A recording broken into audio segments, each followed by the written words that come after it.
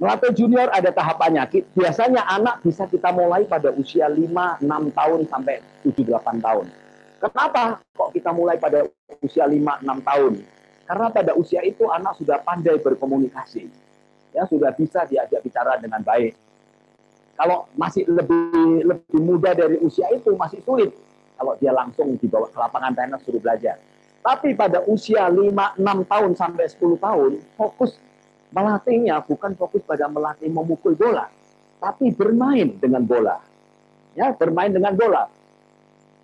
Bermain dengan bola ini tentu kita harus tekankan pada kita sebut adalah athletic skill development. Athletic skill development itu kemampuan bergerak secara atletis. Nah, apa itu? Misalnya berlari. Berlari bukan cuma berlari lurus. Berlari lurus, robah kanan, kiri, maju, mundur. Ya. Kemudian jumping. Jumping itu bisa long jump, bisa shot. Ya, ke kiri ke kanan, bisa jumping tinggi.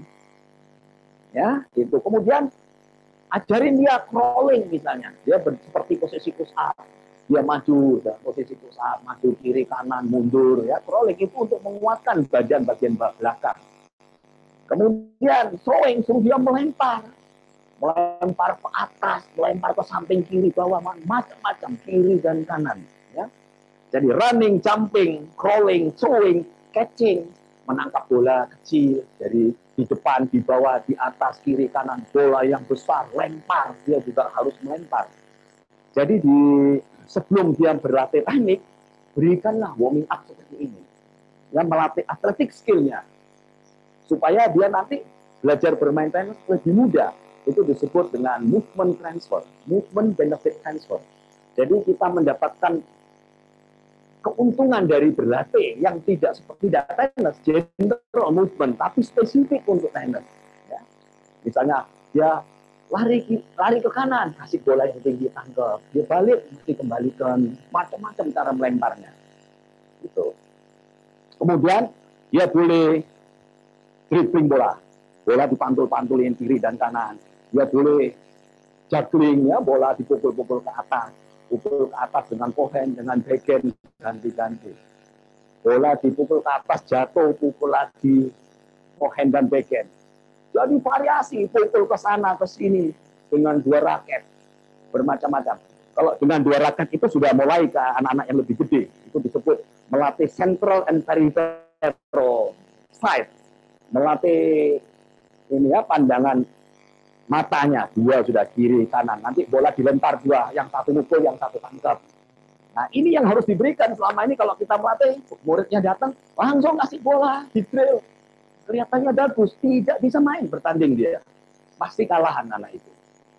Kalau dia bisa main bertanding dan bisa menang, jam terbangnya tinggi sekali dia. Mungkin setiap hari bermain tenis. Sekali bermain tenis 3-4 jam. Ya, itu namanya early specialization. Dia bisa bermain, dia bisa menang pada usia di bawah 12 tahun, maksimum nanti di 14 tahun. Kalau sudah mulai puber, lewat 14 tahun, mulai kesulitan dia. Kenapa? Karena nyawa daripada permainan tenis tidak diberikan. Dia hanya memukulnya saja. Cara berlarinya, cara memukulnya, kemudian kenapa? When and why-nya tidak diberikan. Jadi anak tidak mengerti. Semua bola dipukul sama, dihajar. Ya, itu pada usia 6 tahun. Jadi pada usia 6 tahun ini kita harus mengajarkan lebih banyak berlatih ketangkasan. Ya, melatih ketangkasan dan kecepatan kaki. Itu 70%. Jadi karena itu kita harus memberikan pengertian kepada orang tua. Dengan berlatih ini, anak ibu, anak bapak nanti akan lebih cepat bisa bermain tenis. Ya, orang tua biasanya protes, saya kesini mau bawa anak saya untuk bermain tenis, kok disuruh bermain seperti ini? Banyak itu, saya sendiri mengalami. Nah, kasih pengertian ini orang tua. Ini loh Bu, nanti anaknya akan seperti ini. Ya, itu di YouTube banyak itu. Tapi YouTube, buka YouTube, jangan YouTube asal YouTube. YouTube yang ITF punya, Play and Stay. Tunjukkan di situ, ada videonya kepada orang tua, bahwa anak-anak kecil-kecilin kalau bermain, harus athletic skill dulu yang dibentuk. Dengan cara yang saya presentasikan tadi. Itu pada anak usia 6-10 tahun. Teknik. Sekarang taktiknya, apa taktik yang harus kita ajarkan pada anak 6-10 tahun kalau sudah bisa bermain dengan bola? Taktiknya harus taktik yang simple, ya. Simple taktik and strategy. Konsistensi. Kalau dia konsisten, lawannya mati sendiri nanti. Ya, siapa yang konsisten, dia yang menang itu kalau anak kecil. Nah, kedua, kalau bisa, larikan lawan. Larikan lawan. Minimal 2-3 langkah. Sekali saja kita bisa menjauhkan bola dari lawan, pasti menang dia, lawannya pasti mati sendiri. Ya, ini taktik, ya. Kemudian yang ketiga, mainkan ball control.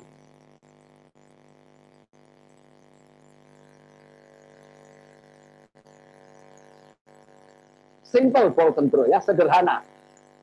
Yang sederhana. Sederhana ini apa? Tinggi rendah. Pukul bola tinggi rendah, panjang pendek, kiri kanan. Sudah itu saja. Ya, ball control yang sederhana. Tinggi rendah, panjang pendek, kiri kanan. Itu saja. Jadi nggak ada spin, nggak ada slice, nggak ada apa-apa. Pendek saja. Karena itu dari awal belajar sudah mulai panjang pendek, kiri kanan, tinggi rendah. Ya, yang sudah saya kasih contoh tadi. Sekali mukul rata net, sekali tinggi di atas net. Target di bawah, target di atas keranjang. Kalau target di keranjang nggak mungkin bolanya bisa masuk kalau dia pukul rata. Dia pasti pukul ke atas mulut keranjang supaya main. Ya. Jadi itu di awal. Ya, ini pada taktik dan strategi pada anak-anak umur 6-10 tahun. Simple tactic and strategy, ya, anak-anak umur 6-10 tahun.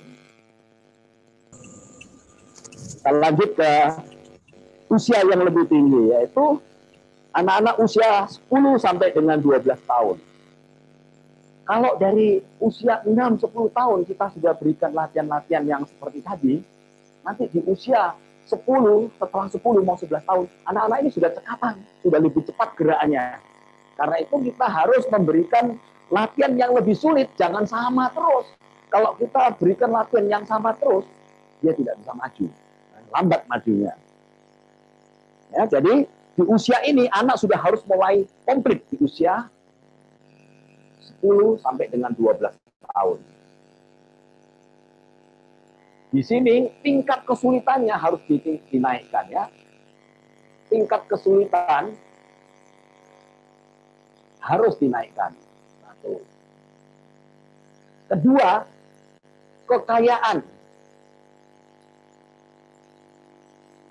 pukulan. Kekayaan pukulan ini harus diajarkan kepada anak macam-macam. Jadi goalnya adalah versatile. Versatility. Harus versatile dia.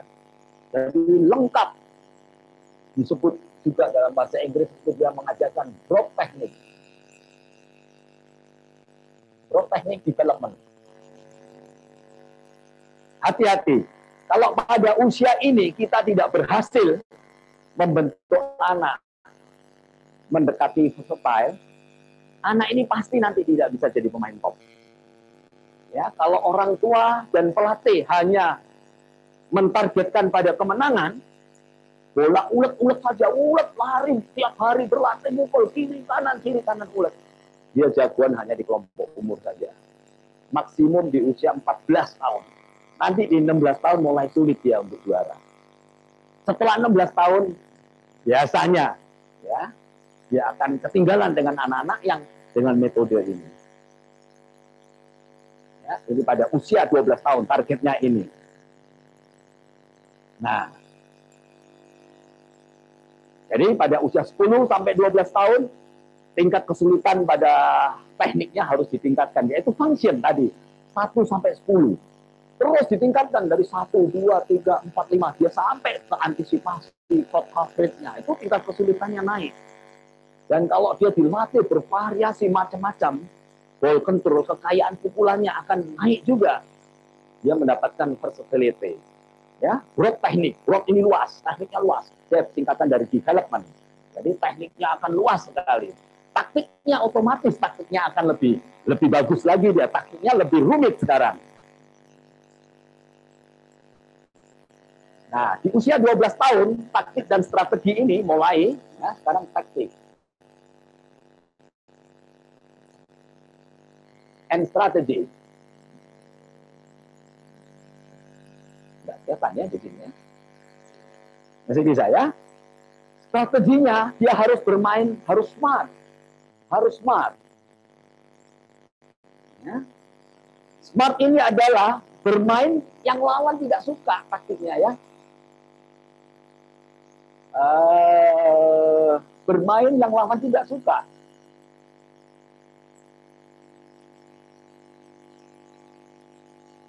Tidak suka. Atau memainkan kelemahan lawan. Bagaimana cara mencari kelemahan lawan? Dengan variasi tadi. Kalau kita monoton, dar, dor, seneng lawan, ketemu lawan yang sama, seneng dia. Karena itu mesti panjang, pendek, kiri, kanan, tinggi, dan rendah. Spin, speed, slice. Semua harus diberikan itu pada usia ini. Ya. Kemudian sama, larikan lawan. Melarikan lawan.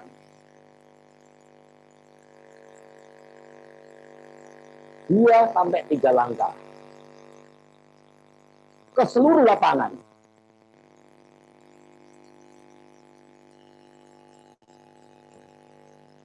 Ya, larikan lawan ke seluruh lapangan. Panjang, pendek, kiri, kanan.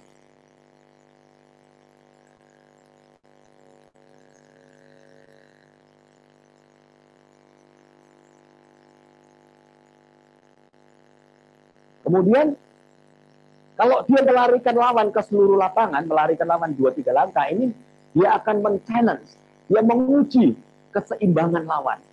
Kalau kita berlari ini ada swing dalam bahasa Inggrisnya, ada goyangan pada tubuhnya.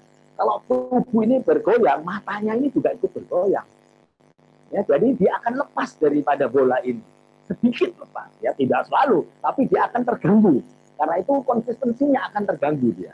Kalau dia lari, dilarikan. Kalau lawan itu ulet sekali, jangan kasih bola, larikan, drop shot harus berani. Larikan dia, jauhkan dia dengan pukulan cross.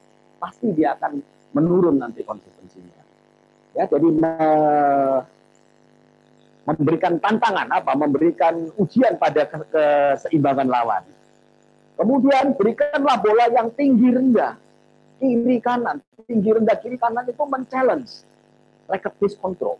Jadi ya yang pertama receptive control. Kalau dia cuma langsung power, kalau dia dikasih silang pendek, dikasih panjang, nanti dia akan kesulitan itu kasih tinggi, kasih rendah. Dia akan kesulitan memukul bola. Jadi kita memberikan kesulitan pada receptive controlnya. Ya. Jadi itu ada 4 ya. Kalau sudah pada usia 10 sampai 12 tahun, taktik strateginya berubah, tidak sederhana lagi. Tapi taktik strateginya lebih tinggi, ya, lebih tinggi kelasnya. Nah, lanjut ya. Sekarang kalau anak sudah usia 14 tahun,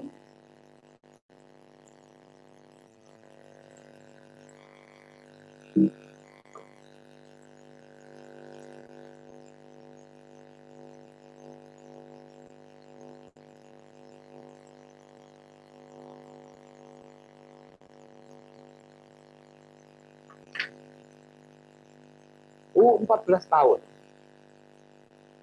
Apa yang terjadi pada anak-anak usia 14 tahun? Tadi ada pertanyaan. Anak-anak usia 14 tahun ini sudah mulai puber. Kalau sudah puber, faktor hormonal sudah mulai bekerja pada tubuhnya. Anak ini mulai tumbuh, jadi anak ini akan lebih kuat, ya, stronger and faster. Nah, disinilah mulai diperlukan speed and power. Ya, speed and power, walaupun kita tidak akan menggunakan speed and power itu terus-menerus. Setiap saat kita berikan pengertian, kalau bola itu tidak ada di comfort zone, tidak boleh kita memukul dengan power. Ya.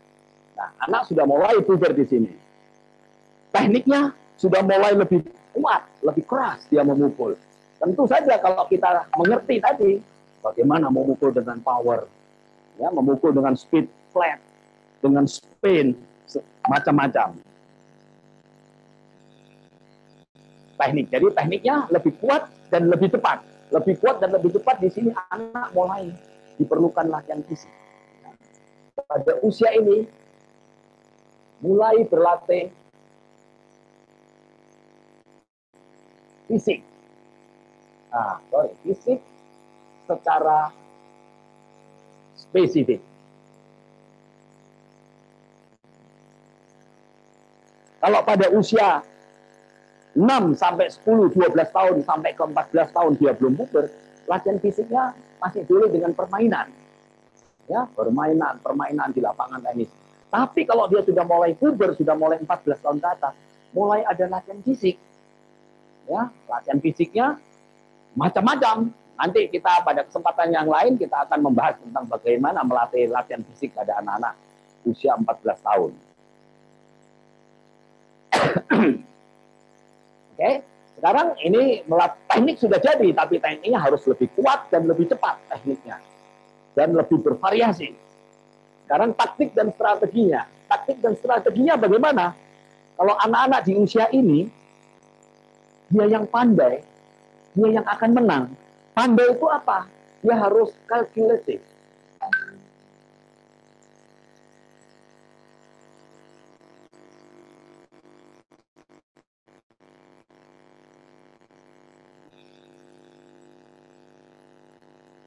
Ya, apa yang dimaksud dengan kalkulatif? Kalkulasi.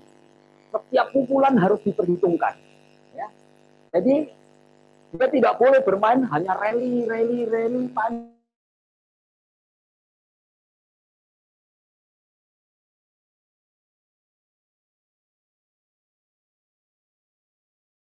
Panjang lagi. Tentu dia harus melakukan misalnya drop shot atau silang pendek atau dia maju ke net. Itu yang disebut kalkulatif. Ya, jadi di sini dia mulai memikirkan apa yang harus saya lakukan. Melakukan inisiatif. Mengambil inisiatif. Mengambil inisiatif itu satu. Kalau bola itu di comfort zone-nya, dia harus attack. Kalau bola tidak di comfort zone-nya, ada banyak pilihan. Ya, ini di comfort zone ya, bola di comfort zone. Sekarang kalau bola di luar comfort zone, satu, dia bisa approach shot, maju ke net. Kedua, dia bisa mengecoh lawan. Mengecoh lawan itu bisa membuat mengecoh lawan dengan arah pukulan atau dengan speed pukulan. Speed pukulan itu kamuflase, pura-pura kenceng tahu-tahu drop shot dia. Mengecoh dengan arah, lawan ke kanan kasih ke kiri, lawan ke kiri kasih ke kanan, lawan di belakang kasih drop shot. Ya, mengecoh lawan. Nah, ini dia. Ya. Jadi dia boleh attack, dia boleh approach, atau dia mengecoh lawan. Wrong foot itu kalau dengan arah, wrong footing, mengecoh ini dengan ini namanya camouflage. Ini wrong foot ya. Ini dalam bahasa Inggrisnya disebut wrong footing. Arah. Yang speed ini camouflage.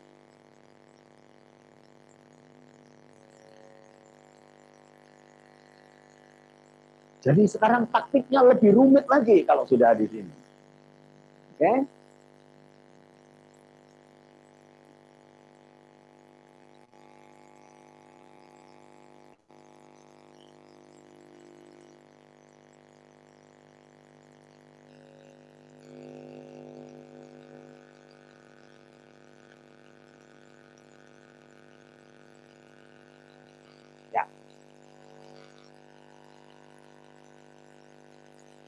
Sekarang bermain di baseline. Oke? Saya lebih spesifik lagi.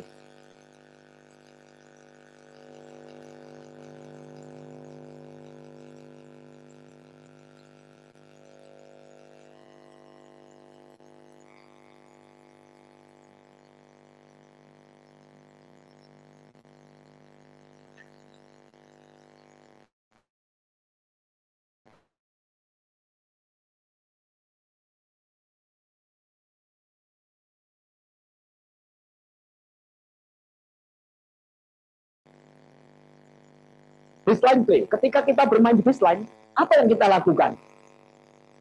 Banyak. Ya, bermain di baseline itu bisa rally. Kita bisa attack.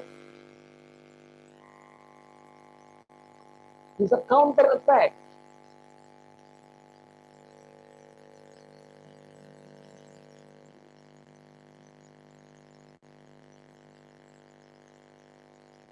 Bisa menekan lawan, forcing.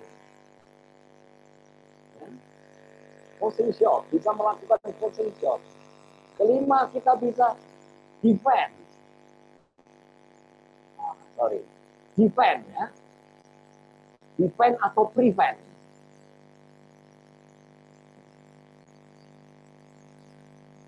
Nah, ini di dalam level 2, level 1, level 2 ITF dia disebut phases of play. Phases of play. Jadi kalau main di baseline jangan hanya rally. Bisa macam-macam. Rally itu apa rally? Rally itu adalah pertukaran pukulan yang panjang dari baseline ke baseline. Kalau bola lawan di baseline, kita mukul di belakang baseline, kita harus rally panjang lagi. Berusaha panjang. Jangan bola kita di belakang baseline, kita attack. Mati sendiri. Sekeras apapun kita mukul bola kalau di belakang baseline. Bola ini nama ball flight time. Jarak tempuh bola ini, waktu dari baseline ke baseline ini lama. Jadi bisa diantisipasi oleh lawan. Justru pada saat bola ini jatuh, bola itu sudah tidak keras lagi. Kenapa? Karena pada saat dia mukul rally ada gesekan dengan raket. Kecepatannya berkurang. Di udara ada pergesekan dengan udara. Nanti jatuh pergesekan lagi dengan lapangan. Jadi bolanya kecepatannya bisa hilang sampai 20-25%. Jadi tidak ada gunanya kita mukul di belakang baseline dengan attack. Itu tadi yang disebut dengan calculative.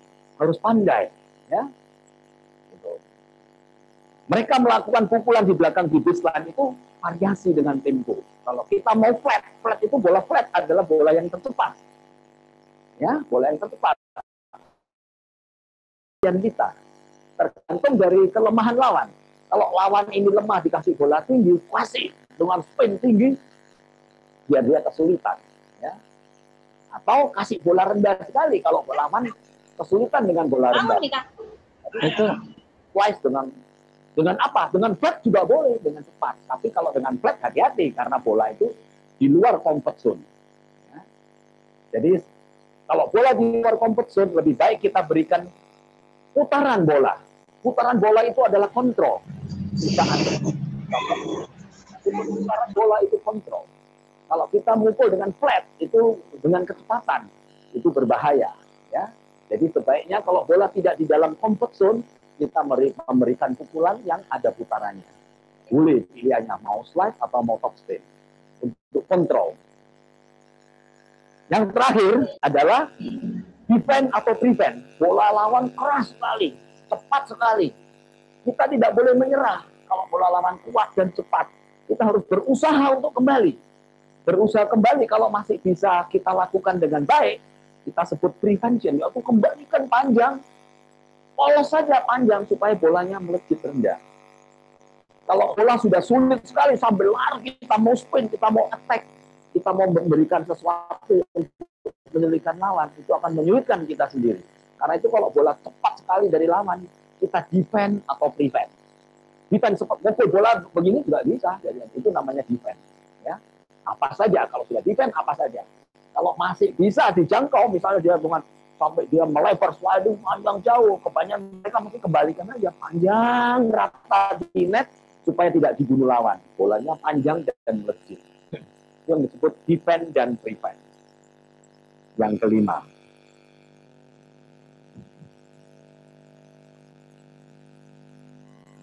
Sekarang itu di baseline. Sekarang when playing at net.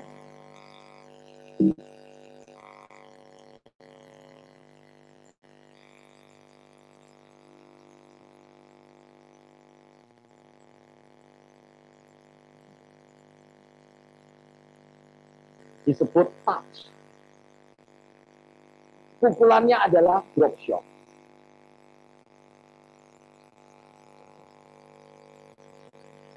Ya, Kalau bola jauh dari jangkauan, di net, kita menjangkau jauh, itu drop shot saja. Jangan dipaksakan lagi kita mau panjang atau kita mau mukul.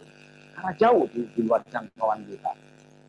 Kalau kita sudah dekat sekali dengan net, ditembak sama lawan, berarti kita taking power, mendapatkan tenaga dari lawan. Bola keras sekali, bola keras sekali. Ya, posisi kita dekat net. Maka kita harus apa yang harus kita lakukan? Kita mengambil tenaga lawan, ya, taking power dengan block teknik. Kita dekat dengan net, dipukul keras sama lawan, kita blok saja. Arahkan saja kemana, diblok saja, jangan dilawan. Kalau dilawan, mati sendiri kita. Kalau kita blok, ini efisien, ya. Jadi gerakan kita jadi tepat. Pastikan bahwa kontak poinnya ada di depan dengan cara squeezing the grip. Kita hanya remes saja, remes saja. Kalau ada action, ada gerakan, sedikit saja gerakan itu. Blok, tentu ini harus dilatih. Tentu ini harus dilatih oleh pelatih, ya. Nah, nanti kita berikan latihan ini pada tanggal 8 sampai dengan 15 November minggu depan.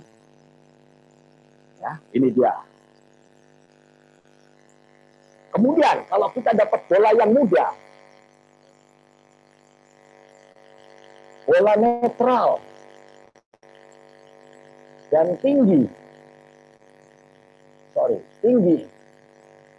di atas net, bola lawan mudah tinggi di atas net. Apa yang kita lakukan? Kita harus serang bola itu, ya. Kita attack.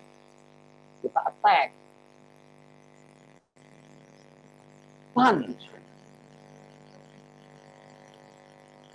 Kita attack atau punch. Bola lawan tidak ada tenaga. Kita yang kasih tenaga di sana. Giving power. Ya, punch. Punch itu seperti orang tinju. Punch. Tenis juga punch. Jadi gerakannya melompat kanan, maju dengan kiri. Nah, itulah sebabnya kenapa berlatih tinju itu ada manfaatnya juga untuk tenis. Tapi bukan berlatih tinju untuk berantem, ya. Cuma sekedar membantu bagaimana kita melakukan gerakan-gerakan ini. Nah, ini bola kalau di net ini mesti di punch. Ya. Tapi bisa lebih luas lagi nanti kalau kita sudah di lapangan. Misalnya kita di tengah lapangan. Serve and volley, bola di T. Apa yang harus kita lakukan? Nah, itu disebut counter volley. Ya, counter volley.